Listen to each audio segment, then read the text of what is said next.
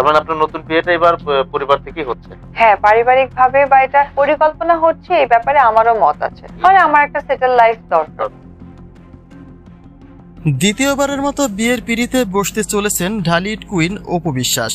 শাকিবের জন্য অনেক অপেক্ষা করেছেন তিনি, কিন্তু এবার তার ধৈর্যের সীমা অতিক্রম করে ফেলেছে কিং খান, যে কারণে এবার পারিবারিকভাবে দ্বিতীয় বিয়ের সিদ্ধান্ত নিয়েছেন অপু বিশ্বাস, যা তিনি নিজে মুখে স্বীকারোক্তি দিয়েছেন।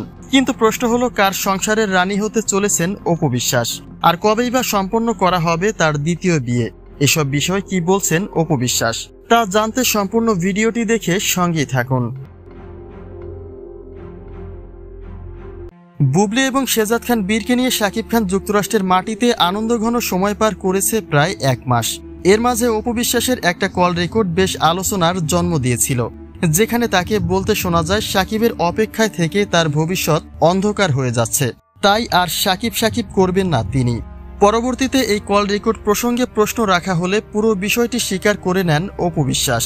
তিনি স্পষ্ট করেই বলেন যে তার বলা এই কথাগুলির সবটাই সত্য, আর এই কথাগুলিও সম্প্রতি সময়ের। যে ভয়েস রেকর্ডটা সকলের কাছে পৌঁছে গেছে, এটা তো অবশ্যই আমার। তবে তাতে সীমাবদ্ধ নেই অপু বিশ্বাস।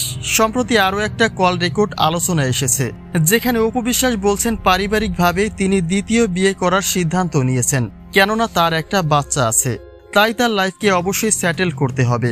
জয়ের ভবিষ্যতের জন্য হলেও তাকে দ্বিতীয় বিয়ে করতে হবে। এই পরিচয়টা অনুভব করছি এই কারণে, দেখেন আমার তো একটি বাচ্চা আছে, মানে আমার একটা সেটেল লাইফ দরকার।